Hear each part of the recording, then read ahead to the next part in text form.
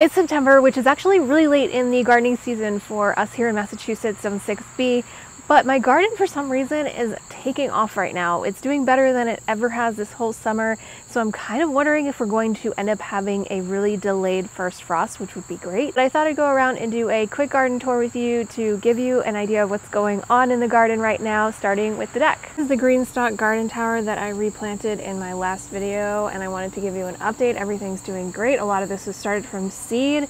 And the only adjustments I made are I did end up moving this from that far corner where it was really shady right over here just to give it its best chance of success. And with the weather change, we haven't needed quite as much water, so I've changed the timer from every day to every 3 days.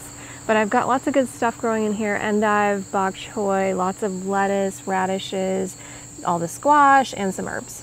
This next thing on the deck that I'm going to show you, I was so excited to actually be harvesting. It was going to be my very first big grape harvest, but instead, at the very last minute, we got a ton of rain, which led to a ton of black rot forming on the grapes. So my harvests have been very minimal, but I'll show you what's happening. So even though I aggressively pruned these really carefully for air circulation, they still got black rot because of all the rain, and you can tell it's black rot by these spots and also by the fact that the grapes are like mummifying. So they're not even salvageable. So I've been picking them when I can, just when they're still a little bit underripe, and freezing them. And so I'm going to turn them into jam at some point. Let me know if you want to see that process. That's really the main stuff that's growing on the deck. I know the deck is kind of a disaster, and that's one of the things that I wanted to talk about today is my plans for next year too, because I would really love to get this kind of back area here a little bit more settled, but it's going to be a big project, so we'll see if it happens. And it's morning, but it is already hot today. So this is the main section of the garden that I'm working in on a daily basis. I've had these beds that I've repurposed, and I talked about these before, but they're definitely on their last legs. So this is another area of the garden that for the winter, I'm going to be ripping these out, and we'll eventually replace these beds with metal beds. I'd love to do an outdoor shower off that faucet right there. The hoop house is my solution to not being able to garden here in Zone 6B throughout the whole winter, because we get really cold winters. The ground freezes for about 4 to 5 months. Our lows are between 0 and like 20 degrees. Generally, we do get below that a lot of the time too. So really everything that is lush and beautiful here right now is going to be dead and brown. I have a whole YouTube series covering exactly how I built this and going into depth and detail on what exactly I'm planting and the method that I'm using that will allow these crops to continue to grow even in those freezing temperatures. But yeah, it's really exciting. Right now it's still uncovered because it's really hot. It's like 85 degrees here already, and it's only 9:30 in the morning. So once it cools down, probably mid-October, I will cover that with a greenhouse plastic and get it all tucked away for winter. In the meantime, I've got a bunch of snap peas growing up the trellises, and I have a lot of plants in here already. And again, you'd want to watch that full planting video to see everything that I'm growing. Under the white row cover is where I'm germinating my carrot seeds. They germinate a lot better that way. And there's a cabbage moth. Ugh. And I ended up planting a lot of different types of mustard, and in between the mustard I'm just doing radishes to fill in the space because this is a new garden bed and I'm still having a lot of issues with grass coming up through it. Filling in any of those spaces that I can with these fast growing crops will make a big difference. I'm also transplanting some of the stuff from the main beds into these beds, so I have a bunch of kale here already, and I did do more radishes in here too. One thing I was really excited to grow that didn't work out at all the way I was expecting was these honey nut squash. This is the only one I have. I planted like 5 of these plants, and generally speaking butternuts are more resistant to squash vine borers, but in this case something else was going on and I don't really know what it was, but I'm gonna get one of the tiniest honey nut butternuts in the history of honey nut butternuts. These beds are the closest to my house and my kitchen. I tend to put things in here that I like to grab while I'm cooking so that it's an easy, quick walk, although everything's pretty close to the kitchen, to be honest. But I do my herbs in here, and I've got lots of lettuce and green stuff growing and things that will be temporary because I knew I would be ripping these beds out. I've got basil, I've got parsley, this basil's on its last legs here, and thyme, this oregano that's gone to flower, these chives, which If you don't know, they're flopping because they haven't been cut back enough. So if I give this a quick chop, I'll get another great harvest out of these. And my DIY Oyas keep these really well watered. So it looks like it needs to be filled right now. But this is such a great system, and it only cost me like $5 to put it in. It's just a terracotta pot with a lid. You could use a plate, you could use whatever. I put rocks in here so that pollinators can land and that not a lot of water stagnates and collects. And I really only have to fill these like every 3 to 5 days depending on the weather, which keeps this whole bed like pretty well watered. I mean, I'll surface water if I'm growing new seedlings in here, but the pot can reach about 2 feet away on all sides. So having it in the middle of this 3x4 bed, it works great. My Brussels sprouts are feeling it. They have had so much pest pressure, and I ended up just cutting off all of the leaves pretty much, and the tops on some of them, just to see if, as an experiment, if that would do better or worse than leaving the tops on. I know there's some varying opinions on that, so we'll see what happens, but they are so wonky and huge, and I really don't know, like they've still got tight clusters, so I think they'll be okay if I leave them, and I want to harvest these after the first frost because they'll get that much sweeter. On my list to harvest in the next week or so are my grow bag potatoes. This has been a really fun experiment, but I'm worried that the yield won't be as good as it should be because the soil that I ended up using was not great. I tried to get bulk soil from a local landscape company, which can be really hit or miss. It said it was for raised beds and it was 50-50 compost and loam, but it came and it was so sandy and I had no time to replace it, so I just kind of went with it. I'm not really sure how many potatoes I'll end up getting, but here's how I know they're ready to harvest. There's basically no foliage left here. A lot of these plants have fully died back, but this one has not yet, so that's the only reason that I'm kind of waiting and seeing. You can pull these anytime as new potatoes, but if you're going to harvest them to store, you do want to make sure that you're waiting as long as possible and letting that foliage completely die back before you harvest. But the great thing about these grow bags is, especially with my chronic pain, I'm going to be able to just dump the whole bag in the wheelbarrow and sift through for the potatoes. I won't need to actually dig through and do that whole labor-intensive work. The beds, you guys. I'm so excited. I thought I was never going to get any harvest off these trellises this year because for some reason, like I planted these cucamelons and they stayed like this tall for like 2 months and did nothing. And I think they're actually pretty sensitive to temperature and stuff, and we were getting really hot temperatures and a lot of rain. So as soon as the weather kind of mellowed out, everything shot right up. The back row has these birdhouse gourds, which was another thing where I was like, I'm not sure how well this is going to actually do, but there's 3 on here that I think will mature in time.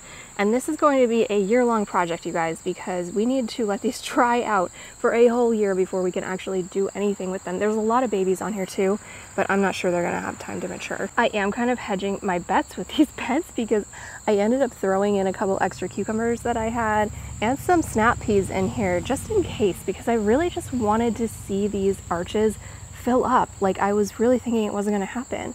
And so I added the cucumbers over here too, and for some reason, everything on the left side of the trellises is growing way better than the right. And I think it has something to do with the level of sunlight it's getting because the sun is on this side. But these cucumbers are going off. And again, I'm just like a race against time here. Like, I don't know if enough of these are going to mature before we end up getting a frost, which is usually like mid-October, like I said. But I'm really hoping, I'm really hoping we get this delayed season. I've been coming out here every single day and just kind of like obsessively training these vines. And it's really fun. It's like one of my favorite little garden chores to do because it's like such an instant gratification project. And I do find that the more help that I give the snap peas especially, the faster that they seem to grow. They really like to have something up against them to help them grow up. So the more that I do this, the better the plants do. Still nice and shady over here, so I'm going to give you a quick walkthrough of the rows of beds. But just to remind you, my front row is brassicas, the center row was peppers, and the back row started off as tomatoes and eggplants, so my nightshades are in there. The eggplants are only really starting to take off, so I really think I should not have planted them with the tomatoes. That was kind of like a risk I took. And I've since pulled the tomatoes back there because they were the determinants. They've already been used up, but I'll show you in a minute what I ended up planting in that back row. With this front row being the brassicas, it is a heavy feeder, so I am fertilizing the crap out of this constantly. And I've just added a bunch of fall flowers. I have zinnias in here, some that are cut back that you can't really see well right now. And of course my kale is finally seeing less pressure from those cabbage moths. I come out here every morning and I just look for the little yellow egg sacs underneath the leaves and I squish them, which is kind of brutal, but we do what we got to do. And I also have some new squash in here, so I honestly don't remember what squash I put where. Some of these are doing better than others, of course, and I think that again has to do with how heavy feeding these brassicas have been. I've got Swiss chard in here and more marigold, so all the flowers that I do are edible. And I've also planted a small chaos crop of scallions. This left-hand front bed is a lot of the same stuff, but there's some violas and pansies that have bounced back up from the spring, which is really exciting. And I don't know if you could see, there is a full-on spider web running between these two beds, which is a huge hazard anytime I come out here in the morning. There's always spider webs and I'm always walking into them and trying not to scream and wake up the neighbors. Oh, there's another one. The Swiss chard in this bed is doing so well, and I just love Swiss chard. I don't know why people don't love it. You could cook it just like spinach. And I also have, oh, look at the bee. I also have this beautiful forget-me-not on to row 2. So again, I tuck in a lot of edible flowers in here. So you're going to see my nasturtiums kind of bouncing back from that heavy rain. They were pretty miserable. Some of the other ones are a lot happier. I do have beans in here. So I've got purple beans and green provider green beans. The purple beans are an amethyst variety. I will link that below as well. They're one of my favorites. I just love having a little bit of purple color in my harvest basket. It just mixes things up a little bit. And this flower is a relative of purslane. It's called portocella or something like that. So I've got lots of peppers going here, lots of jalapenos, and this row of trellises is again cucumbers and just a few snap peas that I tucked in. I did just harvest this, so there's not a lot of actual food in here right now. Oh, there's that spider web we gotta watch out for. So I do have New Zealand spinach growing as kind of an understory here. I think it's a really great living mulch. It doesn't seem to be affecting the plants around it at all, but it's just kind of keeping that moisture in the ground and weeds back. So really enjoying that, and I'll definitely be spreading more of that around next year. It's supposed to be hard to germinate. I did not have that issue at all. And I do tuck stuff in here too. Like I've got another Swiss chard in between my beans. Oh, and I'm doing a second round of carrots too. And when I tell you these peppers have at least 20 on them a piece, new baby peppers, if these don't have time to mature before our first frost, I'm gonna cry. I know it can be hard to figure out what to put in after you pull out your tomatoes for the year, because by that time in the year we don't have a lot of time left to germinate new crops. So I had to pick something that I knew would be fast to mature and give me a productive harvest in the short window that I have. Because there were already nightshades here, I couldn't put in anything else that was nightshade. So I did squash. I did 3 different varieties or 4 different varieties. 2 different types of zucchini, patty pans, and a regular summer squash. And I also did a type of zucchini that's like round, so that should be really interesting to see how that grows. But these are doing so well in here. I picked squash varieties that I knew would mature in about 40 days, so I would be able to get a crop off of those faster. And I'm actually going to be training them to trail off the sides of the bed so they won't get crowded. And then I'm tucking in lots of more herbs. So I do have basil in here, more portocella, I have rosemary, this is a Thai basil. My marigolds are so happy right now, and I tucked some lettuce in because we're gonna get a lot of good shade here from these big eggplants with the baby eggplants on them right now. So the lettuce will be happy because it's getting all that shade, but it's gonna be even happier on this side because of course with the sun traveling across the sky kind of this way, this trellis is providing great shade down to this area. Of course, it's in direct sun right now, but that won't be the case for long. So there's some leaf lettuces growing here. I just do a mesclun mix, again, from Botanical Interest that I will link in the comments below for you. And more squash. So again, these beds are just kind of a duplicate of what I have on the other side. One thing that I'm really happy I did on this back asparagus bed, which gets so crazy when the asparagus ferns out and goes to seed. You can see the berries forming here on the asparagus. Put in these cosmos, and they kind of get held up by the asparagus, which is great because usually you kind of need to stake these. I've been really good about pinching them, which is why they're so bushy. But with the asparagus here, they're kind of working together to hold each other up and create this beautiful like lush forest. I can't remember off the top of my head what the name of this wildflower is, but it is edible and I just think it's so pretty. I also have a lot of strawberries growing under here in the understory. Another sage plant right here, and then I did just kind of plant as a backup the same squashes that I had in those raised beds. But this is so interesting to me because I planted them at the same time, same varieties. they're not doing as well. They're okay, but they're like half the size as the ones in the raised beds that I've been amending, giving fertilizer and a lot of great plant food. Back here, I'm actually a little afraid to step because I was filming and harvesting these chives the other day and I stepped on a dead mouse right there. It was terrifying. But one of the gross perks of living in the country is you can kind of just leave these things and it disappeared the next day. So circle of life, somebody got a meal out of that. There's some calendula popping out in here, which is exciting. And then this is the rhubarb patch. And to the left of the rhubarbs is where I pulled out the garlic. So I'll be amending this patch soon and doing a whole garlic planting video for you. But this is where I put it every year and I haven't had any problems. If you had disease, you would definitely want to switch it up, but we haven't had that issue, so it's not a big deal. This monster is a self-seeded pumpkin.